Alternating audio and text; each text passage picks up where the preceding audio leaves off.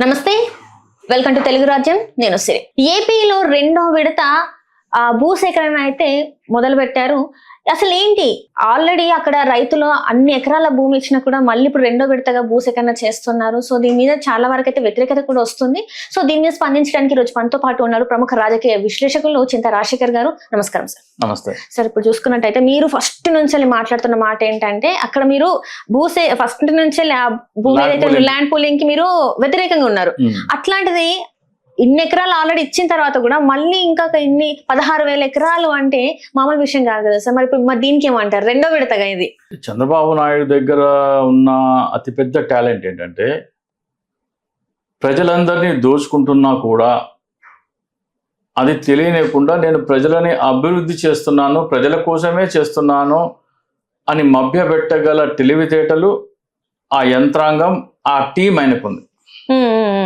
అమరావతి అనేది రాజధానికి పెట్టుకోండి. అమరావతి ఏకైక రాజధాని ఉండాలంటే దాంట్లో తప్పు లేదు. కానీ ల్యాండ్ పూలింగ్ తప్పు. ఆ ల్యాండ్ పూలింగ్ అనేది మీకు ప్రపంచ స్థాయి రాజధాని కడుతున్నాను, ఆంధ్రప్రదేశ్ని అభివృద్ధి చేస్తున్నాను అని మభ్యపెట్టి ల్యాండ్ పూలింగ్ అనేది ఎంత పెద్ద అవినీతితో చెప్పకుండా చంద్రబాబు నాయుడు మేనేజ్ చేసుకోగలుగుతున్నారు. ఆయన టీం, ఆయనకున్న ఛానల్స్ కానీ, సోషల్ మీడియా కానీ, ఆయనకున్న టీం అంటే అనలిస్ట్ల టీం కానీ, వాళ్ళందరూ దాన్ని అట్లా ప్రమోట్ చేస్తున్నారు. ల్యాండ్ పూలింగ్ అనేది అతిపెద్ద దోపిడీ. అది ఎవరు చేసినా సరే, చంద్రబాబు నాయుడు చేసినా సరే, ఎవరు చేసినా సరే అతిపెద్ద దోపిడీ. కానీ అంటే ఇప్పుడు రాజధాని రావాలి అంటే ఒక స్టేట్ కి రాజధాని కావాలి కాబట్టి అమరావతిలో ఫస్ట్ అంటే 2014 టైంలోనే అక్కడ ల్యాండ్ పూలింగ్ జరిగింది. ఆ 5 సంవత్సరాలు ఏమీ చేయలేదు. తర్వాత జగన్మోహన్ రెడ్డి గారు వచ్చారు. మళ్ళీ ఇప్పుడు చంద్రబాబు నాయుడు గారి టైం, మళ్ళీ ఇప్పుడు ఇంకా కావాలి అని చెప్పేసి అంటే అసలు అప్పుడు పనులే స్టార్ట్ అవ్వలేదు, ఇంకా పూర్తి అవ్వలేదు. మళ్ళీ ఇంకా ల్యాండ్ పూలింగ్ చేసి ఏం చేస్తారు సార్? విషయం క్వశ్చన్ అది కాదు. ల్యాండ్ పూలింగ్ ఎందుకు చేస్తున్నారు అనేది ప్రజలకు తెలియట్లేదు.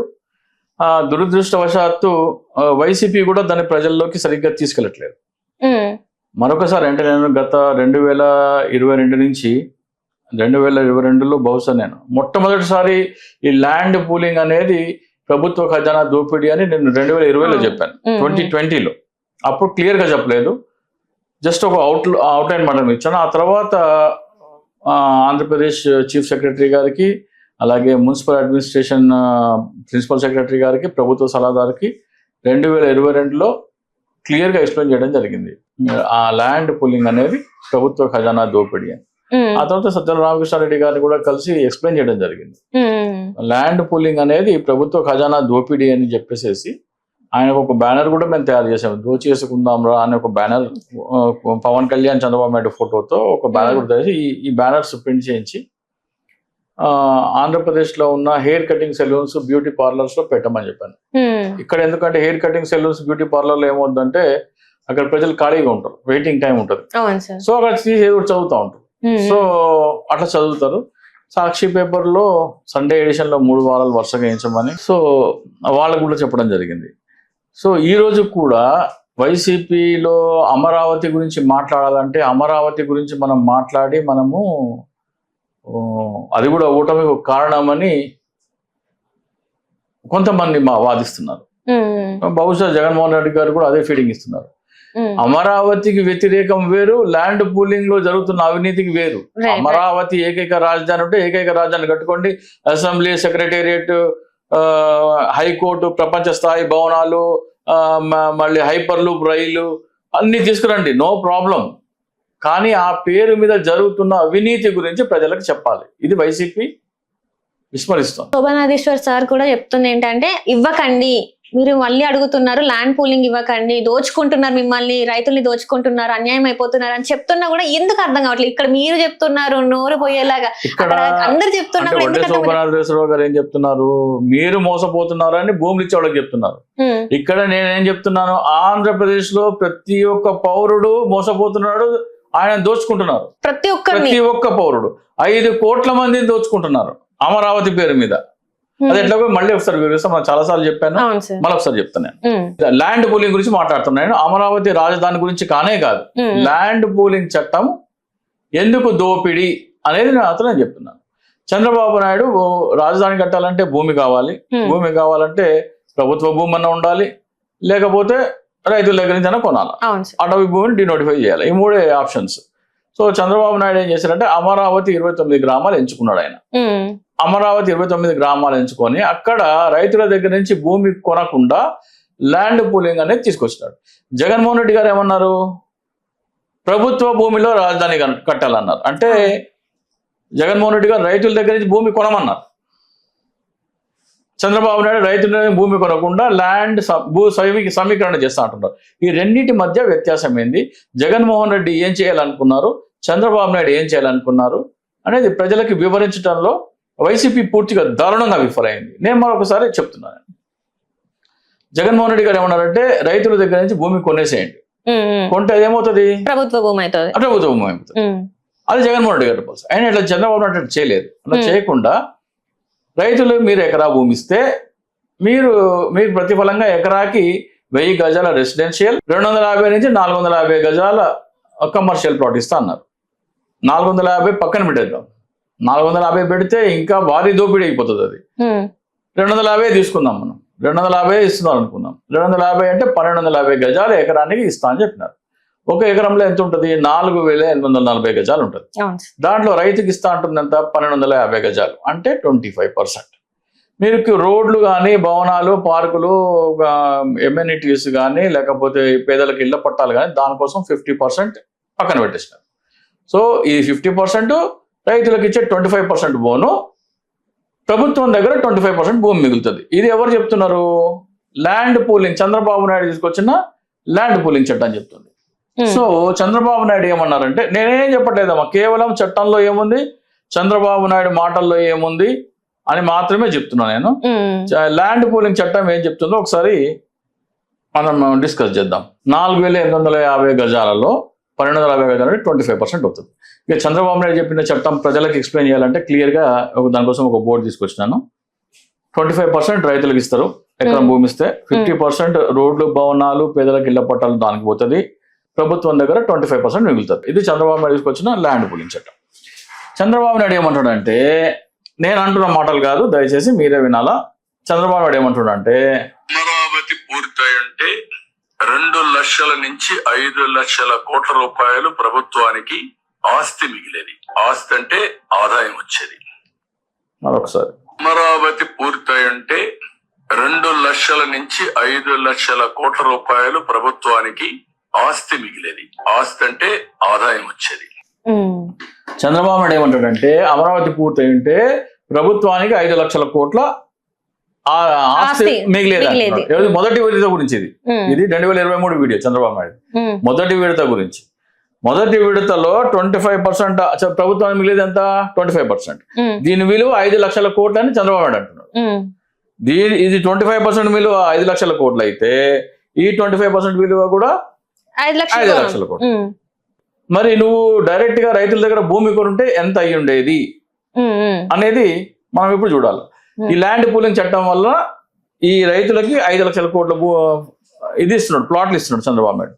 ఆ రోజున ఆంధ్రప్రదేశ్ రాష్ట్ర విభజన సమయంలో ప్రకటన రాకుండా ఈ 29 గ్రామాల్లో మన ఇదేంటంటే 8 లక్షలు, 10 లక్షలు, 12 లక్షలు ఎకరా 10 లక్షలు, 12 లక్షలు ఉంది. యావరేజ్ ఎకరా 10 లక్షలు ఉంది. మీరు 2013 భూసేకరణ చట్టం ప్రకారం ఇవ్వాలంటే ఎకరా గవర్నమెంట్ మార్కెట్ వాల్యూ 2 లక్షలు ఎంత ఉంది, దానికి 4 అంటే 8 లక్షలు మాత్రమే రైతుకి ఇవ్వాలా, రైతు భూమి ఇచ్చేసి వెళ్ళిపోవాలి. కానీ ఆల్రెడీ మార్కెట్ రేటు 10 లక్షలు ఉంటే రైతు ఎవరు ముందుకు రారు. కాబట్టి చంద్రబాబు నాయుడు ఏం చేయాల్సింది, అప్పుడు ఎకరా మీ మార్కెట్ రేటుకి నేను డబుల్ ఇస్తా, మీరు గవర్నమెంట్ 2013 భూసేకరణ చట్టం ఇస్తే ఎంతే వస్తుంది, మార్కెట్ రేట్ డబుల్ ఇస్తా అని చెప్తే ఎకరాకి 20 లక్షలు ఇస్తా అని చెప్పింటే 34,000 ఎకరాలు ఉన్నామని చెప్తున్నాడు చంద్రబాబు నాయుడు. 34,000 ఎకరాలకి 6,800 కోట్లతో మొత్తం భూమి ప్రభుత్వ భూమి అయిపోయింది.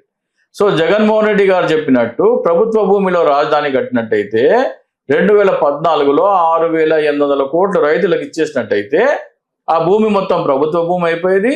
ఆ ప్రభుత్వ భూమి అయిపోతే రైతులకి 25% ఇవ్వక్కర్లేదు. ఎవరికి, రైతులకి 25% ఇవ్వాల్సిన అవసరం లేదు, ఎందుకంటే అది ప్రభుత్వ భూమి. సో ఈ 5 లక్షల కోట్లు ఎవరికి వచ్చేది, అప్పుడు ప్రభుత్వానికి వచ్చేది. ప్రభుత్వానికి 5 లక్షల కోట్లు వచ్చేది అంటే ఎవరికి వచ్చేది, మళ్ళీ ప్రజలకి. అంటే 5 కోట్ల మంది ప్రజలకి రావాల్సిన ఆదాయాన్ని రైతుల ముసుగులో ఉన్న వాళ్ళకి ఇస్తున్నారు. ఈ రైతుల ముసుగులో ఎవరెవరు ఉన్నారు? రియల్టర్స్ ఉన్నారనే. ఉదాహరణకి పయ్యావుల కేశవ్ ఉన్నాడమ్మా. పయ్యావుల కేశవ్ 2 ఎకరాల 3 ఎకరాల కొన్నాడు. ఎకరా 8 లక్షలు 10 లక్షలు కొని ఉంటాడు. ఎకరా 10 లక్షలకు కొన్నాడు అనుకుందాం. ఎకరా 10 లక్షలకు కొంటే అది కొని ఆయన రైతుకి దగ్గర ఎకరా 10 లక్షలకు కొని గవర్నమెంట్కి ల్యాండ్ పూలింగ్ ఇచ్చాడు ఆయన. గవర్నమెంట్కి ల్యాండ్ పూలింగ్ ఇస్తే ఇప్పుడు చంద్రబాబు నాయుడు లెక్క ప్రకారము 34 ఎకరా ఇది 5 లక్షల కోట్లమ్మా. చంద్రబాబు నాయుడు లెక్క ప్రకారము 5 లక్షల కోట్లు. ఇది అంటే 34,000 ఎకరాలు రైతులు ల్యాండ్ పూలింగ్ ఇస్తే వాళ్ళకి వచ్చే ప్రతిఫలము 5 లక్షల కోట్లు. అంటే ఎకరా 14,70,00,000 పడుతుంది. ఎకరము రైతుకి వచ్చే ప్లాట్ల విలువ ఎంత? ప్రతిఫలం 14,70,00,000. అంటే పయ్యావుల కేశవ్ 10 లక్షలు పెట్టి ఒక ఎకరం భూమి కొని ప్రభుత్వానికి ఇస్తే ఆయనకు వచ్చే ప్లాట్ల విలువ 14,70,00,000. అట్లా పయ్యావుల కేశవ్ లాంటి వాళ్ళు లాభపడటం కోసం తీసుకొచ్చిన చట్టమే ల్యాండ్ పూలింగ్ చట్టం. జగన్మోహన్ రెడ్డి గారు ప్రభుత్వ భూమిలో రాజధాని కట్టాలంటే ఏమంటున్నట్లు లెక్క, ఈ రైతులు కాదు, రియల్ ఎస్టేట్ కాదు లాభపడాల్సింది, ప్రభుత్వ ఖజానా లాభపడాలి, ప్రజలు లాభపడాలని జగన్మోహన్ రెడ్డి గారు కోసం ఈ కాన్సెప్ట్ వైసీపీ ప్రజలకి ఎక్స్ప్లెయిన్ చేయడంలో దారుణంగా విఫలమైంది, ఫ్లాప్ అయింది. కాబట్టి ఈ రోజు కూడా ఇంకా ల్యాండ్ పూలింగ్ చేస్తా అంటారు. ఆయనకి హద్దు అదుపు లేకుండా పోతుంది. అంటే ఇప్పుడు 2వ విడత అన్నారు కదా సార్, ఒక నిమిషం. దీని మీద మరి నరేంద్ర మోడీకి ఈడీ సిబిఐ కేసులు ఎందుకు పెడతలేవు? నరేంద్ర మోడీకి తెలియదా ఇది స్కామ్ అని? నరేంద్ర మోడీకి ఇది పెద్ద స్కామ్ అని తెలియదా? అది కూడా చూద్దాం. प्रदेश में आम चर्चा है कि यहाँ की सरकार की योजनाओं में घोटाले नहीं होते, बल्कि योजनाएं ही घोटाले के लिए बनाई जाती है। यहाँ नई राजधानी से लेकर अलग अलग परियोजनाओं में क्या क्या खेल हो रहे हैं, किसकी तिजोरियां भरी जा रही है, ये आंध्र प्रदेश की जनता भली भांति जानती है. సో నరేంద్ర మోడీకి కూడా ల్యాండ్ పూలింగ్ స్కామ్ అని తెలుసు. ప్రధానమంత్రి ఏమంటున్నాడు?